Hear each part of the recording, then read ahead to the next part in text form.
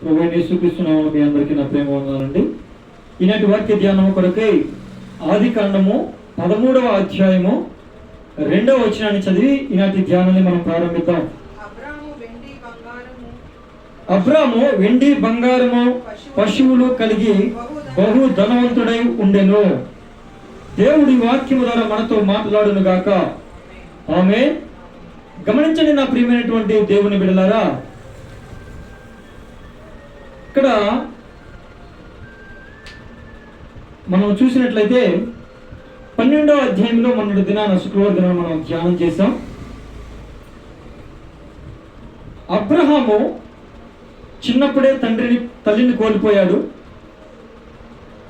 ఏదో జీవనాన్ని కొనసాగిస్తూ ఉన్నటువంటి అబ్రహాముని తండ్రి పట్టణం వెళితే మన జీవనోపాధి బాగుంటుంది, మనము కొంచెం ఎక్కువ డబ్బులు సంపాదించి ఒక ఉన్నతమైన స్థానంలో ఉండడానికి అవకాశం ఉంటుంది, పనులు ఎక్కువగా దొరుకుతాయి అనే ఒక సదుద్దేశంతో తనని తీసుకొచ్చి ఒక ప్రాంతంలో మార్గ మధ్యంలో ఒక ప్రాంతంలో ఆగిన తర్వాత అక్కడ కొంతకాలం ఉన్నప్పుడు తన తండ్రి మార్గ మధ్యలోనే చనిపోతాడు. తల్లి చనిపోయింది చిన్నప్పుడే, తండ్రి ఏమో మార్గ మధ్యలో చనిపోయాడు. ఎటు దిక్కు తోచలేని పరిస్థితిలో ఉన్నటువంటి అబ్రహాము ఏమి చేయాలో ఎవరు పలకరించని స్థితిలో ఉన్న అబ్రహాముని దేవాది దేవుడు స్వరము ద్వారా వాక్కు ద్వారా అబ్రహాముతో మాట్లాడి, నీవు లేచి నీ స్వదేశాన్ని విడిచిపెట్టి, నీ బంధువులను విడిచిపెట్టి, నీ సొంత జనులను విడిచిపెట్టి నేను చూపించే దేశానికి నీవు వెళితే అక్కడ నేను నిన్ను ఆశీర్వదించి నీ నామాన్ని గొప్ప చేసి అనేకులకు ఆశీర్వాదకరంగా నేను నిన్ను చేస్తాను అని చెప్పాడు. ఆ విధముగానే ఆ వినిపించిన స్వరాన్ని పట్టుకుని, ఆ వాక్కుని పట్టుకుని, వాక్యమై ఉన్న దేవుడు వాక్యంతో మాట్లాడుతూ ఉన్నప్పుడు, వాక్కుతో మాట్లాడుతున్నప్పుడు ఆ వాక్కుకు లోబడి బయలుదేరి తను ప్రయాణం సాగిస్తూ ఉన్నాడు. ప్రయాణం సాగిస్తూ ఉన్నప్పుడు గమనించండి ప్రియులారా, 13వ అధ్యాయంలో వచ్చేసరికి దేవుడు తనేమీ కొంత కష్టపడకుండా, ఏ పని చేయకుండా ఒక విచిత్రంగా, అనూహ్యంగా చాలా ఒక అద్భుత కార్యాన్ని చేసి అబ్రామును దేవుడు ఆశీర్వదించినట్లుగా మనము చూస్తాము.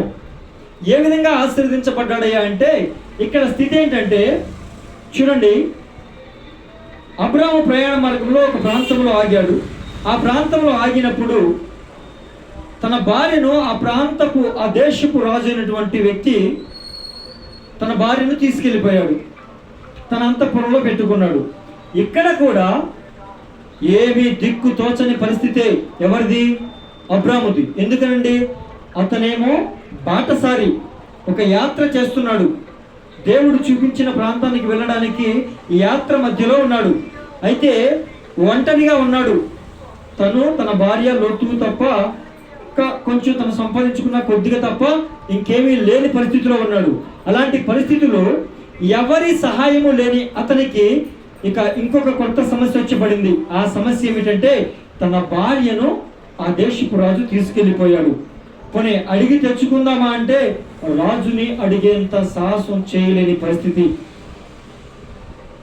కనీసం ఆ దేశ పౌరుడు కూడా కాదు, ఆ ప్రాంత వ్యక్తి కూడా కాదు, ఎవ్వరూ సహాయము చేయలేని నిస్సహాయ స్థితిలో మనల బాధతో, దుఃఖముతో ఒంటరిగా తన గుడారములోనే ఉండిపోయాడు.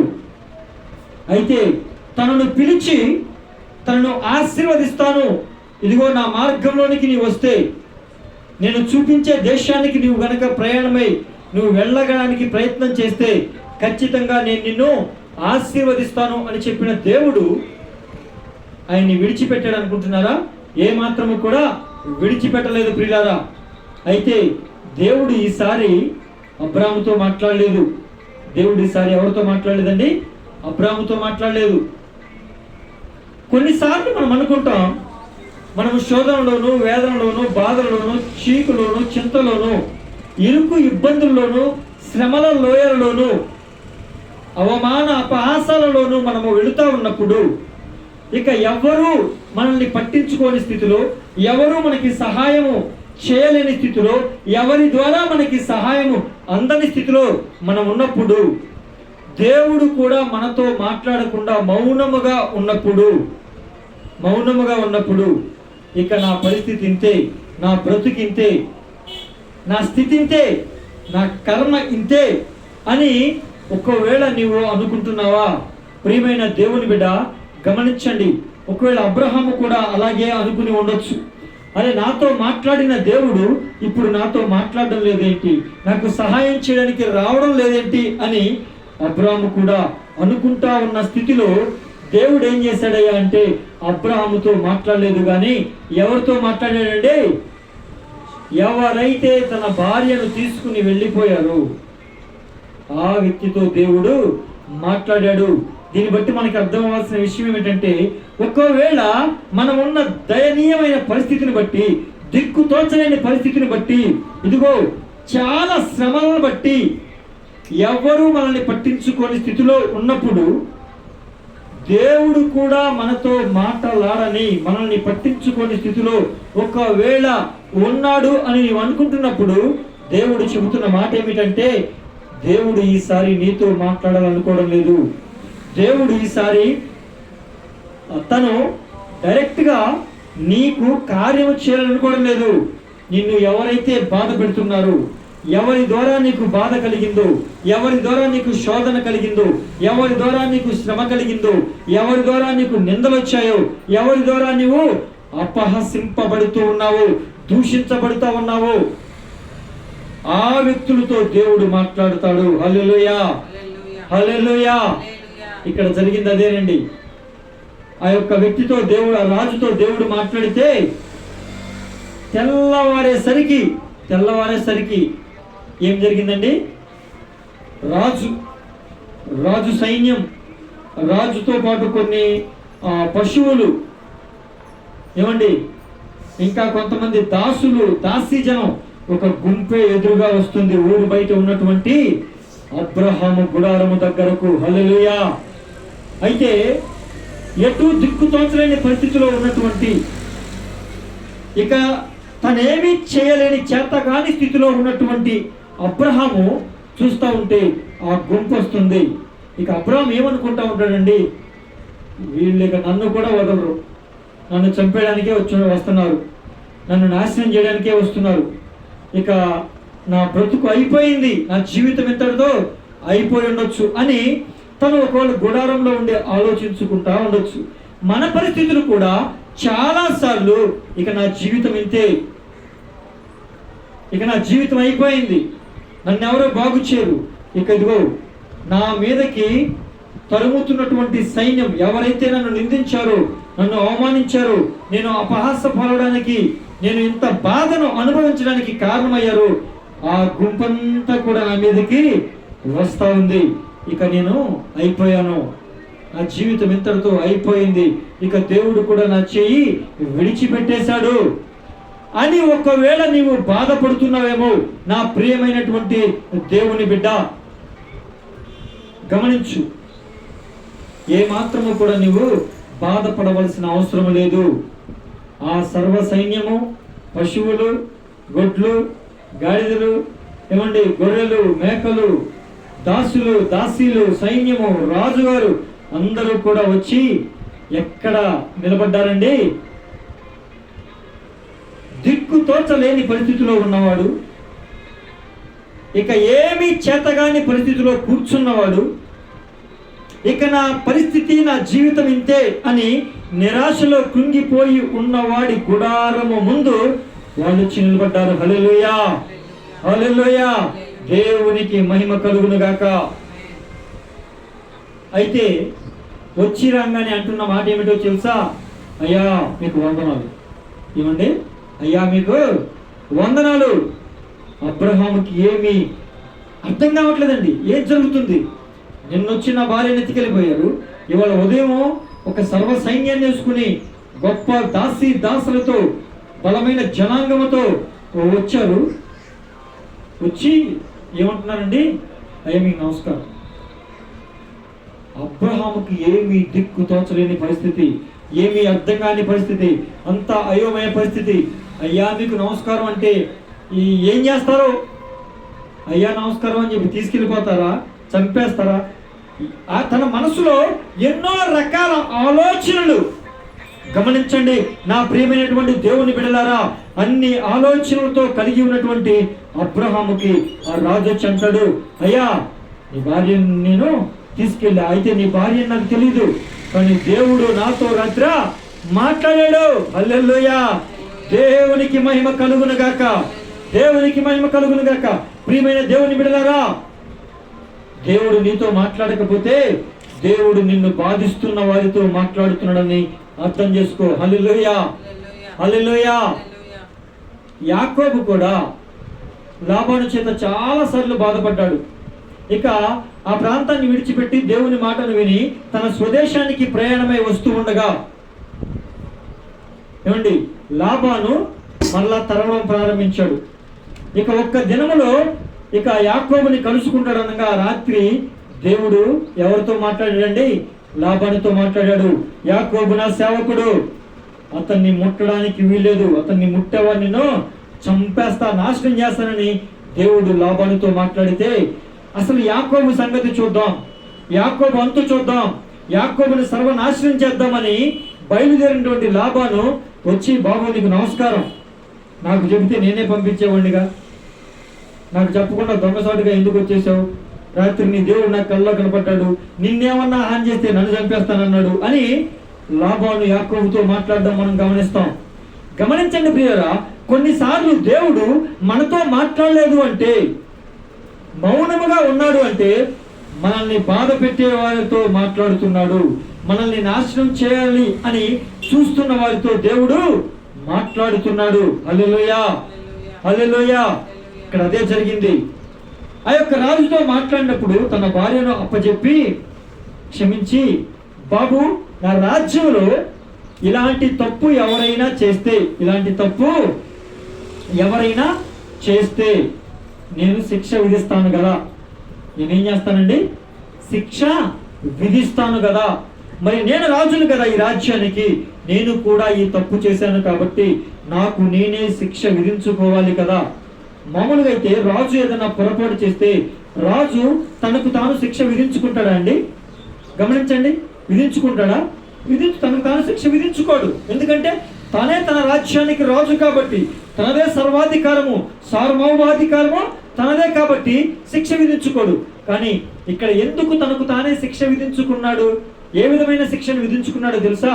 అయ్యా, నీకు చేసిన ఈ యొక్క నష్టాన్ని బట్టి, నీకు చేసినటువంటి ఈ యొక్క కార్యాన్ని బట్టి, ఈ తప్పును బట్టి, నీ పట్ల చేసిన ఈ అన్యాయపు పనిని బట్టి నాకు నేనే శిక్ష విధించుకుంటున్నాను. ఇదిగో దయచేసి నా యందు దయ ఉంచి ఈ దాసుల్ని, ఈ దాసీలను, ఈ యొక్క పశువులను, ఈ గొర్రెలను, ఈ యొక్క మేకలను, ఈ గాడిదలను దయచేసి నాకు శిక్ష విమోచన కింద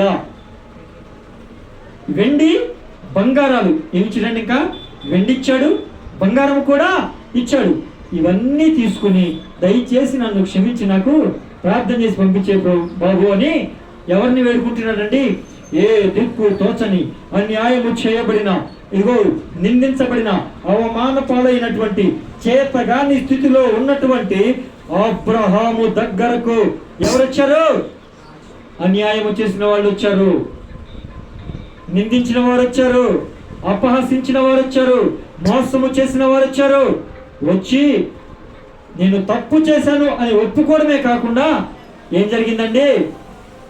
తనకు తానే శిక్ష విధించుకుని అపరాధ రుసుము తానే కడుతున్నాడు. వెండి, బంగారం, పశువులు, మేకలు, గొర్రెలు, దాసులు, దాసీ జనాంగం, వీళ్ళందరినీ ఇచ్చి, మళ్ళా నువ్వు నాకు ప్రార్థన చేస్తే కానీ నేను బతుకుతా, లేకపోతే నేను బతుకునని దేవుడు చెప్పాడని నాకు నువ్వు ప్రార్థన చేయ బాబు అని చెప్పి తల వంచి ప్రార్థన చేయించుకున్నాడు. హల్లెలూయా, హల్లెలూయా. ఇదిగో ప్రియమైనటువంటి దేవుని బిడ్డలారా, దేవుని బిడ్డలారా, ఈరోజు దేవుడు మాట్లాడుతున్న మాట వినండి. దేవుడు మాట్లాడుతున్న మాటను వినండి ప్రియులారా. ఇదిగో దేవుడు మాట్లాడుతున్న మాట వినండి. నిన్ను అన్యాయంగా నిందించారా? నిన్ను అన్యాయంగా దూషించారా? నువ్వు ఏ దిక్కు తోచలేని స్థితిలో ఉన్నావా? ఏమీ చేయలేని చేతగాని స్థితిలో ఉన్నావా? నీవు వాళ్ళు దూషించారని నీవు బదులు వారిని దూషించకుండా మౌనముగా ఉన్నావా? చూడండి, అబ్రహాము అన్యాయము చేయబడి చేతగాని వాళ్ళగా మౌనముగా ఉన్నాడు తప్ప ఒక శాపవచనము కానీ ఏమంటే ఒక ఏదైనా దూషించడము కానీ తన నోట్లో నుంచి ఏ మాత్రం కూడా పలకకుండా, ఇక నేనేమి చేతగాని వాడిని ప్రభువా, నేను ఇలా అన్యాయము చేయబడ్డానని మౌనముగా ఉండిపోయాడు. హల్లెలూయా, హల్లెలూయా. నీవు మౌనంగా ఉండొచ్చు నా ప్రియమైన దేవుని బిడ్డ, నీవు మౌనంగా ఉండొచ్చు, కానీ నీవు సేవిస్తున్న దేవుడు, నీవు నమ్ముకున్న దేవుడు, నీవు ఆధారపడిన దేవుడు, ఇదిగో ఏ మాట విని దేవునిలోనికి నీవు దేవుని మార్గంలోనికి నీవు వచ్చావో, ఆ దేవుని నీవు వెంబడిస్తున్నావో, ఆ దేవుని నీవు అనుసరిస్తున్నావో, ఆ దేవుని వాక్యానుసారము నీవు నడుచుకుంటున్నావో, ఒకవేళ నీవు అన్యాయము చేయబడినా నీవు మౌనముగా ఉన్నట్లయితే నీవు మౌనముగా ఉండొచ్చు, కానీ నీవు సేవిస్తున్న దేవుడు మౌనముగా ఉన్నాడు. నిన్ను ఎవరు బాధ పెట్టారో, ఎవరు ఇబ్బంది పెట్టారో, ఎవరు నిన్ను మోసం చేశారో, ఎవరు నీ పట్ల చాలా అన్యాయముగా ప్రవర్తించారో, కిరాతకంగా ప్రవర్తించారో, నీవు ఆ స్థలములో ఉండకూడదని, లేకూడదని, నీ స్థలాన్ని కూడా నీకు దక్కకుండా చేయాలని, లేకపోతే నీకున్న ఉద్యోగాన్ని నీకు దక్కకుండా చేయాలని, నీకున్నటువంటి ఆస్తిని నీకు దక్కకుండా చేయాలని, నీకున్నటువంటి ఆ యొక్క పేరు ప్రఖ్యాతులను నీకు దక్కకుండా చేయాలని ఎవరు చూస్తున్నారో వారితో దేవుడు మాట్లాడతాడు. నీవు మౌనంగా ఉండు చాలు, దేవుడు వారితో మాట్లాడతాడు. వాళ్ళే నీ దగ్గరికి వస్తారు. ఎందుకు వస్తారు? దేవుని భయం వాళ్ళ హృదయాల్లో కలుగుతుంది. హల్లెలూయా, హల్లెలూయా, హల్లెలూయా. కనుక చూడండి ప్రియులారా, దేవుని భయం వారి హృదయాల్లో కలగజేయడానికి మన చేత కాదండి, మన వల్ల కాదండి. మనము వాళ్ళతో వాదనకు దిగితే వాళ్ళ హృదయంలో దేవుని భయం రాదండి. మనం వారితో మాట్లాడితే వాళ్ళ హృదయాల్లో దేవుని భయం రాదు. మనం వారిని ఏదైనా నిందించినా, దూషించినా, వాళ్ళు చేసిన దానికి ప్రతిగా మనము వేరేగా ఏమైనా మరలా తిరిగి మనం చేసినా కూడా వాళ్ళ హృదయాల్లో దేవుని భయం రాదు, వాళ్ళ హృదయాల్లో మార్పు రాదు, వాళ్ళ హృదయాల్లో పరివర్తన రాదు, వాళ్ళ హృదయాల్లో వాళ్ళ ప్రవర్తనలో ఏమాత్రము కూడా మార్పు రాదు. కానీ నీవు మౌనముగా ఉండి దేవునికి అప్పగిస్తున్నట్లయితే దేవుడు వారి హృదయాలతో మాట్లాడతాడు. హల్లెలూయా. దేవుడు జోక్యం చేసుకుంటాడు. హల్లెలూయా. దేవుడు జోక్యము చేసుకుంటే, దేవుడు మాట్లాడితే ఖచ్చితంగా ఏం జరుగుతుందండి? వాళ్ళ హృదయములు దేవుని భయము కలుగుతుంది. వాళ్ళ హృదయములు ఖచ్చితంగా ఒక మంచి మార్పు వస్తుంది. వాళ్ళ హృదయాల్లో ఖచ్చితంగా ఒక గొప్ప వాళ్ళ ప్రవర్తనలో మార్పును దేవుడు కలగజేస్తాడు. హల్లెలూయా, హల్లెలూయా. చూసారా, నిన్న రాత్రి చూసుకుంటే అబ్రహాము ఏ దిక్కు తోచని వ్యక్తి, ఏమండి, తన పని తను కూడా సరిగ్గా చేసుకోలేని వ్యక్తి, తనకు ఉన్న ఒక్కగానొక్క తోడును కోల్పోయిన స్థితి, తనకున్న ఆధారాన్ని కోల్పోవలసినటువంటి స్థితి. కానీ గమనించండి ప్రియులారా, తెల్లవారేసరికి దేవుని జోక్యము ద్వారా, దేవుడు ఆ విషయంలో తను కలగజేసుకోవడం ద్వారా తెల్లవారేసరికి ఏం జరిగిందండి? వెండి, బంగారం, పశువులు, గొర్రెలు, మేకలు, అంత మాత్రమేనా? ఆస్తి మాత్రమేనా? మరి ఇవన్నీ ఉంటే మరి వీటికి పని చేయడానికి మరి మనుషులు కావాలి కదండి, మనుషులు కావాలి కదా. గొర్రెల్ని మేపాలి, మేకల్ని మేపాలి, పశువుల్ని మేపాలి, ఏమండి. మరి వీటన్నిటిని చూసుకోవడానికి ఎవరు కావాలండి? మనుషులు కావాలి. అందుకే దాసులు, మరి ఆ దాసులు ఉంటే మరి వీళ్ళందరికీ వండి పెట్టి ఏదైనా చేయడానికి ఆడవాళ్ళు కావాలి కదండి, సహకారంగా. దాసీలు. హల్లెలూయా, హల్లెలూయా. చూడండి నా ప్రియమైనటువంటి దేవుని బిడ్డలారా, దేవుడు ఏమని చెప్పాడు? ఏ దిక్కు తోచలేని పరిస్థితిలో ఉన్న అబ్రహాముతో 12వ అధ్యాయంలో ఏమన్నాడు? నీవు లేచి నీ స్వదేశాన్ని, నీ బంధువుల్ని, నీ ఇంటి వారిని అందరినీ విడిచిపెట్టి నేను చూపించు దేశానికి వెళ్ళు, నేను చూపించు మార్గంలోనికి రా అన్నాడు. అంతే.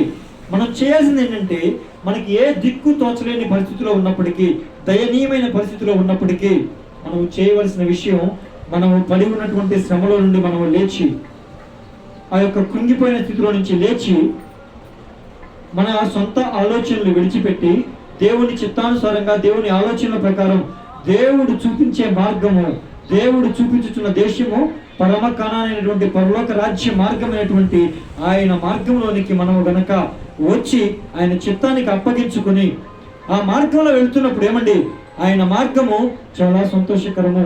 ఇదిగో నీవు నా మార్గంలోనికి రా, నేను నిన్ను ఆశీర్వదిస్తాను అంటే, ఆహా, దేవుడు నన్ను ఈ మార్గంలోనికి రమ్మన్నాడు కాబట్టి ఖచ్చితంగా దేవుడు ఆశీర్వదిస్తాడు. ఇక నా కష్టాలు తీరిపోయాయి, నా శ్రమలు పోయాయి, నా బాధలు పోయాయి, ఇక నాకు అంతా కూడా సుఖమే అని నీవు అనుకుంటున్నావేమో. అది పొరపాటు ప్రియులారా, అది పొరపాటు. కొన్నిసార్లు దేవుడు మనకి శ్రమలు ఆయన అనుగ్రహిస్తాడు. కొన్నిసార్లు మనము చేసిన తప్పుల వలన ఏమొస్తాయండి? శ్రమలు వస్తాయి. ఇప్పుడు గమనించండి ప్రియులారా, ఇంత ఆశీర్వాదానికి దేవుడు జోక్యం చేసుకోవడానికి అబ్రహాము మౌనముగా ఉండడమే కారణం. కానీ అసలు ఈ శోధన దేనికి వచ్చింది? ఆ రాజు తన భార్యను తీసుకెళ్ళిపోవడానికి కారణం ఏంటి అంటే, అబ్రహాము చేసిన తప్పు కూడా ఉంది. హల్లెలూయా, హల్లెలూయా. గమనించండి ప్రియులారా, కొన్నిసార్లు మనము శ్రమలు అనుభవించడానికి, శోధన అనుభవించడానికి, బాధలు, నిందలు అనుభవించడానికి ఖచ్చితంగా మనము చేసిన తప్పులే కారణమవుతాయి. హల్లెలూయా. ఎలా కారణమవుతాయండి మనం చేసిన తప్పులు? ఎలా కారణమవుతాయండి అంటే, అబ్రహాం ఏం చేశాడు? దేవుడు ఏమన్నాడు? నేను చూపించే దేశానికి నువ్వు వెళ్ళు అన్నాడు. నేను చూపించే దేశానికి నువ్వు వెళ్ళు అంటే ఆ దేశానికి ప్రయాణమే వెళ్ళిపోవాలి. కానీ ఇతను ఏం చేశాడు? కొంత దూరం వచ్చిన తర్వాత, ఆహా, ఈ ప్రదేశం బాగుంది, మరి అరణ్యంలో ఏముంటాం కాబట్టి జనసంచారం ఉంది, చక్కగా బాగుంది కాబట్టి ఇదిగో నేను చూపించే దేశానికి నువ్వు వెళ్ళు అంటే మార్గ మధ్యంలో సొంత ఆలోచన చొప్పున ఆ ఊరిలో గుడారం వేసుకున్నాడు. ఆ ఊరి బయట గుడారం వేసుకోవడం దేవుని చిత్తమా? కాదు. రాత్రి అయిపోతే ఆ రాత్రి ఉండడానికి నువ్వు గుడారం వేసుకున్నావు అంటే పర్వాలేదు. కానీ నీకు నచ్చిందని, ఇదిగో జనసంచారం ఇక్కడ ఉందని, అడవిలో ఎక్కడైనా చీకటి పడే వరకు నడిచి ఆ చీకటి పడేసరికి నేను అరణ్యంలోనికి వెళ్తే నేను ఒంటరిగా ఉండాల్సి వస్తుందని సొంతంగా ఆలోచించి, నీ సొంత ఆలోచన చొప్పున అక్కడ నువ్వు గుడారం వేసుకుంటే, నీ సొంత ఆలోచన చొప్పున నడిస్తే ఖచ్చితంగా శ్రమ కలుగుతుంది, శోధన కలుగుతుంది, నిందలు వస్తాయి, అవమానాలు వస్తాయి. కనుక అయితే ఒకవేళ నీ సొంత ఆలోచన చొప్పున నీవు చేసిన తప్పు వలన నీకు నిందలు వచ్చినా, బాధలు వచ్చినా, అవమానం వచ్చినా కూడా దేవుడు అది వీడికి ఇలాగే జరగాలి, నేనేం చెప్పా వీడేం చేశాడు, నేను చెప్పిన మాట విన్నట్టుగానే ఉన్నాడు, కానీ వీడు ఏమాత్రం వినకుండా సగం దూరం వరకు వచ్చి మళ్ళీ సొంత ఆలోచన మరలా ప్రారంభించాడు, సొంత ప్రయత్నాన్ని మరలా ప్రారంభించాడు అని సంతోషపడే దేవుడు కాదు. వీడికి ఇలాగే జరగాలని అనుకునే దేవుడు కాదండి మన దేవుడు. మన దేవుడు కనికరించే దేవుడు. పోన్లే, సొంత ఆలోచన చొప్పున ఏదో అజ్ఞానంలో తెలుసో తెలియకో ఈ పొరపాటు చేశాడని దేవుడు క్షమించి, దేవుడు ఏం చేస్తాడండి? క్షమించి ఏం చేస్తాడు? మరలా ఆయన జోక్యం చేసుకుని ఆయన మనల్ని ఆశీర్వదించే దేవుడు. హల్లెలూయా, హల్లెలూయా. చూడండి ప్రియులారా, ఆయన మార్గంలోనికి రమ్మంటే ఆయన మార్గం ఎప్పుడు కూడా నా మార్గము విశాలమైన మార్గము, నా మార్గము సంతోషకరమైన మార్గము, నా మార్గము చాలా సుఖముతో నిండిన మార్గము, నా మార్గంలో వచ్చిన వారికి ఎవరికి కూడా బాధలు ఉండవు, ఎవరికి కూడా శ్రమలు ఉండవు, ఎవరికి కూడా వేదనలు ఉండవు అని చెప్పాడండి. నా మార్గము ఇరుకు మార్గం అని చెప్పాడు దేవుడు. నా మార్గము శ్రమల గుండా నడవలసిన మార్గం అని చెప్పాడు. ఏమండి, ఆ శ్రమలన్నిటినీ తాడుకుంటూ వెళితేనే కదా మనకేమొస్తుందండి? నిత్య జీవం అనేది వస్తుంది. గమనించండి ప్రియమైన దేవుని బిడ్డలారా, ఇశ్రాయేలుని విడిపించి వాగ్దాన దేశానికి తీసుకెళ్తానని చెప్పాడు. చెప్పాడా లేదా? చెప్పాడు. మరి వాగ్దాన దేశానికి తీసుకెళ్తానన్న దేవుడు ఆ దేవుడేగా. మరి చూడండి, ఐగుప్తు నుంచి ఫిలిస్తీ దేశం మీదుగా వెళితే ఆ కనాను దేశం చాలా దగ్గర, ఏ శోధన ఏ ఇరుకు ఉండదు, చాలా తక్కువ సంవత్సరాల్లో వెళ్ళిపోవచ్చు, తక్కువ కాలంలో వాళ్ళు వెళ్ళిపోవచ్చు. కానీ కానీ ప్రభువు ఆ యొక్క ఐగుప్తు దేశం నుంచి కనాను దేశానికి ఫిలిస్తీ దేశం గుండా తీసుకెళ్లకుండా, తిన్నని మార్గం గుండా తీసుకెళ్లకుండా చుట్టూ దారి అయిన సముద్ర మార్గము నుంచి వారిని తీసుకువెళ్ళాడు. ఎందుకని ఆ మార్గంలో తీసుకువెళ్ళాడంటే, ఇదిగో చూడండి, ఐగుప్తు అనేది మనము నివసిస్తున్న లోకానికి సాదృశ్యంగా ఉంది. కనాను దేశం అనేది మనము చేరబోయే పరమ కణానైనటువంటి పరలోక దేశానికి సాదృశ్యముగా ఉన్నది. కనుక ఈ లోకంలో, ఐగుప్తు అని పిలువబడుతున్న ఈ లోకంలో నుంచి కనాను దేశం అని పిలువబడుతున్న పరకణాలైనటువంటి పరలోక రాజ్యానికి మనము వెళ్ళాలి అంటే కొన్ని శోధనలు, కొన్ని శ్రమలు, కొన్ని అవమానాలు మనము ఎదుర్కోవలసిన అవసరత ఉంటుంది. హల్లెలూయా, హల్లెలూయా. అయితే ఆ శ్రమలు, ఆ శోధనలు, ఆ నిందలు, ఆ బాధలు అన్నీ కూడా దేవుని మహిమ కొరకే వస్తాయి. హల్లెలూయా, హల్లెలూయా. గమనించండి ప్రియులారా, ఎర్ర సముద్రం వచ్చిందండి, ఎర్ర సముద్రం అడ్డొచ్చింది. ఎర్ర సముద్రం అడ్డొస్తే మరి దేవుడు ఎర్ర సముద్రంలో నుంచి ఆ 30 లక్షల ప్రజల్ని, కాలినడక నడిచే ప్రజల్ని తీసుకెళ్ళగలడా? ఎందుకు తీసుకొచ్చాడు ఎర్ర సముద్రం దగ్గరికి? ఎందుకంటే చూడండి, ఐగుప్తులో ఉన్నటువంటి వాళ్ళు ఇవాళ కాకపోతే రేపన్న రోజున మరలా మీ మీదకి రావడానికి అవకాశం ఉంది. కనుక ఆ ఎర్ర సముద్రంలో వాళ్ళని తీసుకొచ్చి ముంచేయాలని దేవుడు ప్రణాళిక కలిగాడు. కనుక ఎర్ర సముద్రం మార్గం గుండా తీసుకొచ్చాడు. ఇప్పుడు ఎర్ర సముద్రానికి రాగానే అక్కడ ప్రజలు ఏం చేశారు? గొనిగారు.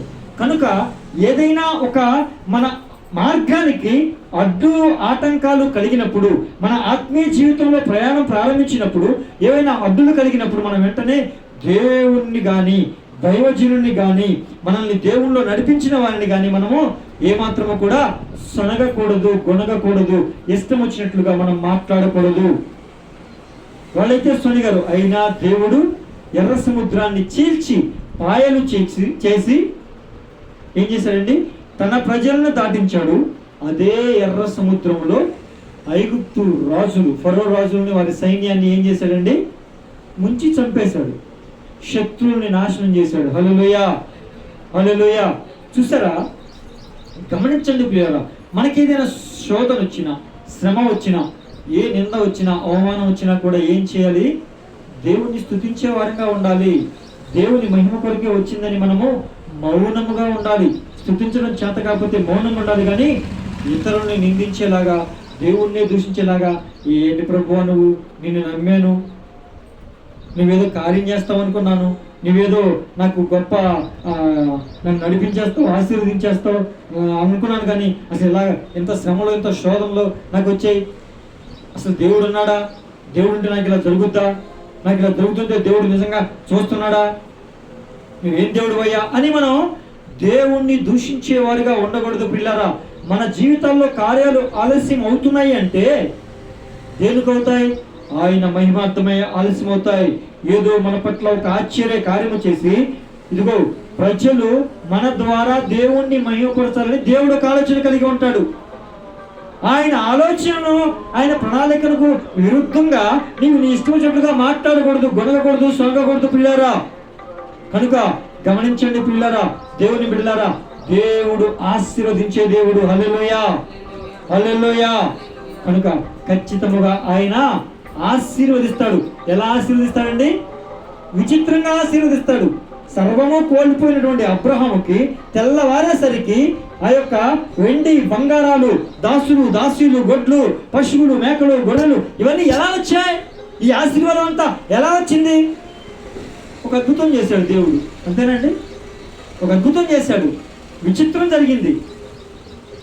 ఇది మానవ ఆలోచనకు అందని అతీతమైన కార్యం. హల్లెలూయా, హల్లెలూయా. అరే నిన్ను ఆశీర్వదించడానికి ఒక క్షణం చాలండి. ఇలా ఉంది చెయ్య ఇలా ఉంది, ఇలా తిప్పడానికి నీకు ఒక్క క్షణం చాలు.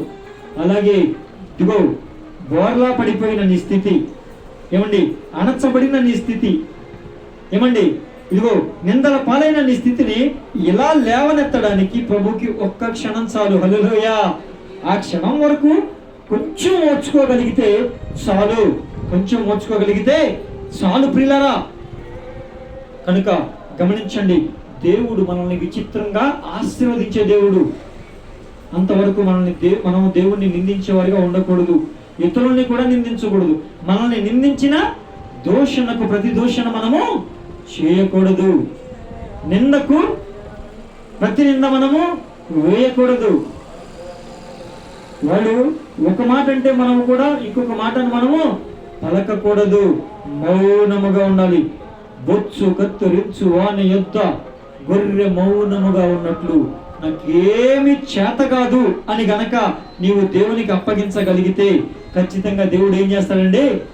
ఖచ్చితంగా దేవుడు ఏం చేస్తాడు? ఆశీర్వదిస్తాడు. ఆయన జోక్యం చేసుకుంటాడు, ఆయన కార్యము చేస్తాడు. ఎవరి ద్వారా నీకు అవమానం కలిగిందో వారి ద్వారా నిన్ను ఆశీర్వదించడానికి ఆయన చాలిన దేవుడు. హల్లెలూయా, హల్లెలూయా. కనుక గమనించండి ప్రియమైనటువంటి దేవుని బిడ్డలారా, అదే ఆదికాండము 14వ అధ్యాయం 19వ వాక్యాన్ని చూస్తే అక్కడ కూడా అబ్రహామును మనము ఆశీర్వదించినట్లుగా చూస్తాం. అక్కడ ఏం జరిగిందయ్యా అంటే 14వ అధ్యాయం అంతా కూడా మనం తెలుసు. లోతు సొదొమ గొమొర్రాలో నివసిస్తున్న సంగతి మనకు తెలుసు. సొదొమ గొమొర్రా పట్టణాన్ని కదర్లోము రాజులు ఇంకా 2-3 రాజులు కలిసి ఆ యొక్క పట్టణాన్ని ఆక్రమించుకొని ఆడవాళ్ళని, పిల్లల్ని, పశువుల్ని, ఆస్తిని, వెండిని, బంగారం అంతా కూడా దోచుకుని వెళ్ళిపోతున్నారు. ఆ సంగతి ఎవరికి తెలిసింది? అబ్రహాముకు తెలిసింది.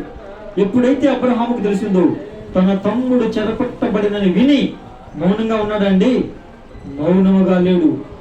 ఏమండి, మనం గమనిస్తే వీళ్ళిద్దరిని ఒకసారి ఆలోచన చేస్తే, లోతు అబ్రహాము దగ్గర పెరిగినవాడు, తన తండ్రి తల్లి చనిపోతే అబ్రహాముతో పాటు వచ్చేసినవాడు. అబ్రహామును దేవుడు ఆశీర్వదిస్తే ఆ ఆశీర్వాదములో పాలును కొంత తీసుకొని తను కూడా ఆశీర్వదింపబడి, అబ్రహాము ఇక నీకు నాకు మనం బంధువులం కాబట్టి నీ దాసులు ఎక్కువ అయ్యారు, నా దాసులు ఎక్కువ అయ్యారు కాబట్టి అసలు లోతుకు దాసులు ఎక్కడి నుంచి వచ్చారండి? లోతుకు దాసులు ఎక్కడి నుంచి వచ్చారు? ఇక్కడ ఏమైనా రాయబడి ఉందా? లోతుకు కూడా దేవుడు ఆశీర్వదించాడు, లోతుకు కూడా దేవుడు దాసి జనాంగం ఇచ్చాడని ఉందా? లేదు. మరి ఎక్కడి నుంచి లోతు దాసులు ఎక్కువైపోయారు?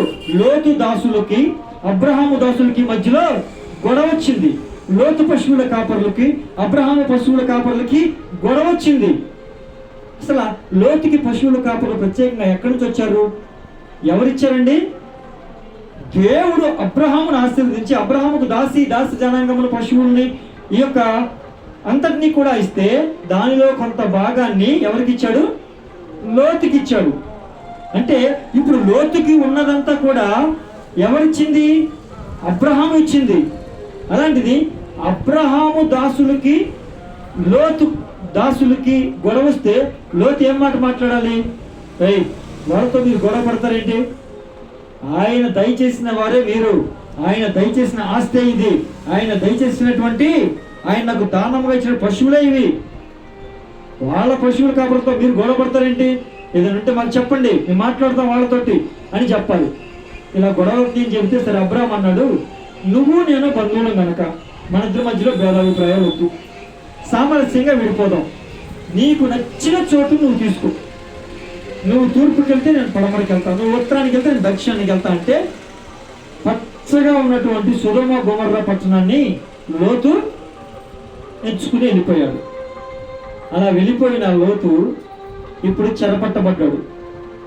చెరపట్టబడితే అబ్రహాము మామూలుగా అయితే మనిషిగా ఆలోచిస్తే ఏమనుకోవాలండి? ఏమనుకోవాలి? వీడికి బాగా అయింది, నేను దాసుల్ని దాసి జనాంగాన్ని ఇచ్చాను, నేనే ఇచ్చాను, వాళ్ళ పశువుల కాపర్లకి నా పశువుల కాపర్లకి గొడవ వస్తే వాడేం మాట్లాడలేదు, ఇక ఎందుకులే గొడవ అంతా ఎందుకని చెప్పి నేను విడిపోదామంటే చక్కగా మరి విడిపోదాం అన్నావు కాబట్టి నువ్వు ఎటు చెబితే అటు వెళ్తానని అడగకుండా, నా ఆలోచన వినకుండా మంచిగా పచ్చగా ఉందని చెప్పి అక్కడికి వెళ్ళిపోయాడు. అక్కడికి వెళ్ళిపోతే వాడు కూడా ఆ రాజు పక్క రాజులు వచ్చి వాళ్ళని దోచుకుని వెళ్ళిపోతున్నారు. వీడికి మంచి జరిగింది, ఇది బాగా అయింది. లేకపోతే కనీసం మరి అన్నయ్యనో లేకపోతే మరి ప్రధాన చిన్నానో నువ్వు ఎక్కడ చెప్తే అక్కడ ఉంటా, కొన్ని వేరుగా ఉందాం కానీ నువ్వు ఎక్కడ చెప్తే నా ప్రాంతంలో ఉంటాను అడగకుండా వీడు వెళ్ళిపోయాడు. వీడికి ఖచ్చితంగా జరగాల్సిందే, వీడికి శాస్త్రి జరగాల్సిందే అని సంతోషపడ్డాడండి. ఏమాత్రము కూడా సంతోషపడలా. అలాంటి వాడు కాదండి. ఎందుకని? దేవుని హృదయం కలిగిన వారు, దేవుని ఆత్మ కలిగిన వారు ఒకవేళ మన నుంచి వాళ్ళు వేరైపోయినా, మనల్ని దూషించినా, మనకి చెడు చేసినా, మన మాట వినకపోయినా కూడా వాళ్ళకి ఏదైనా అన్యాయం జరిగింది అన్న విషయం మనకు తెలిస్తే మనము ఎంత మాత్రం కూడా ఊరుకుండలేము. మరలా ప్రార్థనలో పోరాడతాం, సహాయం చేయ అంటాం. మనం ఒకవేళ సహాయం చేయగలిగితే వెంటనే వెళ్ళి వాళ్ళకి సహాయం చేయగలుగుతాం, చేస్తాం. ఎందుకని? అది దేవుని ఆత్మ నడిపింపు. హల్లెలూయా, హల్లెలూయా. మనుషుల ఆత్మ నడిపింపు అయితే ఇది ఖచ్చితంగా ఇలాగే జరగాలి, వీడికి ఇలాగే జరగాలి అని చాలా సంబరపడి సంతోషపడతాం. కానీ అబ్రాహాము అలా చేయలేదు. కానీ తన ఇంట పుట్టి అలవర్తపడిన 318 మందిని వెంట పెట్టుకుని వెళ్ళి ఆ కదరులో రాజుల్ని వాళ్ళని చంపేసి తరిమి మళ్ళా లోతుని కాపాడి తీసుకొచ్చాడు. అంటే దీని పట్ల ఈ యొక్క ఈ సన్నివేశం పట్ల మనకు అర్థం అవ్వాల్సిన విషయం ఏమిటో తెలుసా? ఆత్మల పట్ల భారము కలిగి ఉండాలి. హల్లెలూయా. ఒక్క ఆత్మ కూడా నశించిపోవడం దేవునికి ఇష్టం లేదు. ఆత్మల భారాన్ని మనం కలిగి ఉండాలి. ఒకవేళ వాళ్ళు మోసం చేసినా, మనల్ని నిందించినా, హింసించినా, మన నుంచి వేరైపోయినా, మన మాట వినకపోయినా కూడా వాళ్ళ కోసం మనము ప్రయాస పడేవాడిగా ఉండాలి. అవసరమైతే ప్రాణాలు ఒడ్డి పోరాడేవాడిగా ఉండాలి. అవసరమైతే మన ప్రాణాన్ని పణముగా వారి కోసం పెట్టేవారంగా ఉండాలి. హల్లెలూయా, హల్లెలూయా. అలా చేసి రాగానే షాలోము రాజు దేవుడు వచ్చి వెంటనే ఏం చేశాడండి? అబ్రహాముని ఆశీర్వదించినట్లుగా మనం చూస్తాం. హల్లెలూయా, హల్లెలూయా. చూసారా ప్రియులారా? ఆశీర్వాదాలు ఎప్పుడు వస్తాయండి? మనం అన్యాయం చేయబడిన దేవుని మార్గంలో ఉండాలి. దేవుని మాట చొప్పున మనము నడుచుకోవాలి. ఆయన మార్గంలోనే నడవాలి. అన్యాయం చేయబడ్డాం కదా అని చెప్పి వెంటనే ఆయన మార్గాన్ని తొలగిపోకూడదు, ఆయన మార్గంలో నుంచి తొలగిపోకూడదు, ఆయన మార్గంలో నుంచి వెళ్ళిపోకూడదు, మరలా వెనక్కి తిరిగి వెళ్ళిపోకూడదు. అబ్రహాము అలా చేయలేదండి. అరే అన్యాయం చేయబడ్డాను, మోసం చేయబడ్డాను, నిందించబడ్డానని అబ్రహాము వెనక్కి వెళ్ళిపోలేదు. అక్కడే ఉన్నాడు. ఆ మార్గంలో వెళ్ళడానికి ఇష్టపడ్డాడు. ఆ మార్గంలోనే మౌనంగా ఉన్నాడు. కాబట్టి దేవుని ఆశీర్వాదం అబ్రహాం మీదకి వచ్చింది. అదేవిధంగా మరలా ఇప్పుడు ఏం చేశాడు? ఒక్క ఆత్మ పట్ల, లోతు అనే ఆత్మ పట్ల, ఒక్క ఆత్మ పట్ల భారము కలిగి అవసరమైతే ప్రాణాలు ఒడ్డు పణంగా పెట్టి, ప్రాణాలు ఒడ్డైనా కూడా ఆ యొక్క లోతు కుటుంబాన్ని కాపాడడానికి ఒక గొప్ప పోరాటమే చేశాడు. గమనించండి ప్రియులారా. అప్పుడు వెంటనే వాళ్ళని తీసుకురాగానే షాలేము రాజు వచ్చి, ఇదిగో ఎవరిని ఆశీర్వదించారండి? అబ్రహామును ఆశీర్వదించినట్లుగా మనము చూస్తాం. అంటే మన మీదకి ఆశీర్వాదాలు రావాలి అంటే మనం ఏం చేయాలి? దేవుని మార్గంలో నుంచి తొలగిపోకూడదు. దేవుని చెప్పినటువంటి ఆ యొక్క మార్గంలో నుంచి మనము వెళ్ళిపోకూడదు, వెనుక చూడకూడదు, తిరగకూడదు. మనం విడిచిపెట్టినటువంటి చీకటి కార్యాలను మరలా మనము చేయడానికి ప్రయత్నం చేయకూడదు. దేవుని మార్గంలోనే నిలబడాలా, దేవుని మార్గంలోనే నిలబడాలి, దేవుని మార్గంలోనే సాగడానికి ఇష్టపడాలి. అవసరమైతే నా చేత ఏమీ కాదు, నా వల్ల కాదు ప్రభు అని ప్రార్థించి మౌనముగా మనము ఉన్నట్లయితే దేవుడు మన పట్ల కార్యం చేసి మనల్ని ఆశీర్వదించే దేవుడు. హల్లెలూయా, హల్లెలూయా. గమనించండి ప్రియులారా, గమనించండి. ఇదిగో చూడండి, మా దగ్గర ఒక సహోదరు ఉన్నారు, మా దగ్గర ఒక తల్లిగారు ఉన్నారు. ఆ తల్లిగారు ఈ మధ్య కాలంలో వస్తున్నారు. మొన్న వారు నాకు చెప్పిన సాక్ష్యం ఏమిటంటే, ఆవిడ తనకున్నటువంటి ఆ భూమిని అంతటినీ కూడా చుట్టుపక్కల వాళ్ళు ఆక్రమించాలని, తనని అక్కడ ఉండకుండా చేయాలని వాళ్ళు ప్రయత్నాలు చేస్తూ ఉన్నారంట. అంత మాత్రమే కాకుండా పోట్లాటకు వస్తున్నారంట. అంత మాత్రమే కాకుండా ఆ ఇష్టం వచ్చినట్లుగా దూషిస్తున్నారంట. అంత మాత్రమే కాకుండా ఇంకా అనేక రకాలుగా నిందించి బాధిస్తూ ఉన్నటువంటి ఆ యొక్క స్థితిలో ఉన్నటువంటి ఆమె మరలా తిరిగి వారిని దూషించకుండా మౌనముగా ఉన్నది. ఆమె చెప్పింది ఏంటంటే, అయ్యా వాళ్ళందరూ కూడా నా మీదకి ఇష్టం వచ్చిన బూతులు తిరుగుతున్నారు, ఇష్టం వచ్చినట్లుగా హేళన చేస్తున్నారు, ఇష్టం వచ్చినట్లుగా నిందిస్తున్నారు, బాధ పెడుతున్నారు, కానీ నేనైతే ఒక్క మాట కూడా అనలేదు. ఎందుకంటే నేను తెల్లవారు లెగిస్తే, ఆదివారం వస్తే ఇదిగో రోజు ప్రార్థన చేసుకుంటా, నాకు నిలువ నీడ సరిగ్గా లేకపోయినా పర్లేదు, కానీ ఇదిగో దేవుని గ్రంథాన్ని ఇలా పెట్టుకుని నేను ప్రార్థనకి వెళ్తా, దేవుని మాటలు అనేకులకు నేను చెబుతూ ఉంటాను, దేవుని గురించిన ఆ యొక్క మాటలు నేను ప్రకటిస్తాను, ఎవరో వాళ్ళు చెబుతూనే ఉంటాను. కాబట్టి ఈ రోజు నేను వారు నోరు నా మీద తెరిచారని, వాళ్ళు బూతులు మాట్లాడారని, వాళ్ళని నిందించారని, నా ఆస్తిని కాజేయాలని చూస్తున్నారని, నేను ఏ దిక్కు తోచలేని ఒంటరిగా ఉన్నటువంటి ఒక వృద్ధురాలినని వాళ్ళు నా మీదకి వచ్చినప్పుడు నేను మౌనముగా ఉన్నాను, ఒక్క మాట కూడా బదులు పలకలేదు అని ఆమె చెప్పినప్పుడు నేను చాలా సంతోషించాను. ప్రభువు ఏదో ఆమె పోయిన వారు నాకు ఈ మాటలు చెప్పిందని ఈ మాటలు నేను ఎత్తుక్కుని తీసుకురాలేదు ప్రియులారా. నేను అలా చేయను. దేవుడు ఏ మాటలు మాట్లాడమంటే ఆ మాటలే మాట్లాడడానికి ఇష్టపడే దేవుడిని క్షమించాలి, ఇష్టపడే వ్యక్తిని క్షమించాలి, దేవుడు కాదు, క్షమించాలి. ఇష్టపడే వ్యక్తిని దేవుడు ఏ మాట మాట్లాడితే అదే మాట నేను మాట్లాడతా. నా సొంత ఆలోచించినప్పుడు నేను మాట్లాడను, ఏదో ఆమెను ధైర్యపరచాలని నేను మాట్లాడను. దేవుడు నాకు ఉదయకాల సమయంలో ఈ మాటలు ఇచ్చాడు, నేను ఈ మాటలు ప్రకటిస్తున్నాను అంతే. గమనించండి ప్రియులారా, మీరు కూడా అన్యాయంగా ఇతరుల ద్వారా నిందించబడిన, దూషించబడిన, శ్రమల పాలైన, శోధనల పాలైన, మరణమే మీ దగ్గరికి రావడానికి కారణమైన మీరు మౌనముగా ఉండి నాకేమీ చేత కదని దేవుని మార్గంలో నిలబడినట్లయితే, దేవుని కోసం నిలబడినట్లయితే ఖచ్చితంగా దేవుడు మిమ్మల్ని ఆశీర్వదిస్తాడు. ఏ స్థలంలో నిందించబడ్డారో అదే స్థలంలో మిమ్మల్ని హెచ్చిస్తాడు, ఏ స్థలంలో అవమానించబడ్డారో అదే స్థలంలో మిమ్మల్ని ఘనపరుస్తాడు. హల్లెలూయా. ఇంకొక విషయం ఏం నేర్చుకున్నామండి మనం? ఇంకొక విషయం ఏం నేర్చుకున్నాం?